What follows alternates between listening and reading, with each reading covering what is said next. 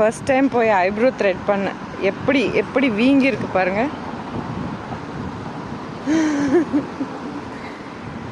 இந்த அளவுக்கு வீங்க வைப்பாங்கன்னு நான் எதிர்பார்க்கவே இல்லை.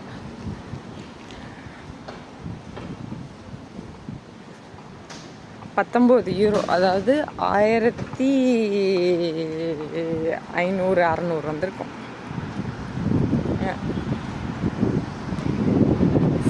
தெரியுதா? நல்லா வீங்க வச்சுட்டாங்க.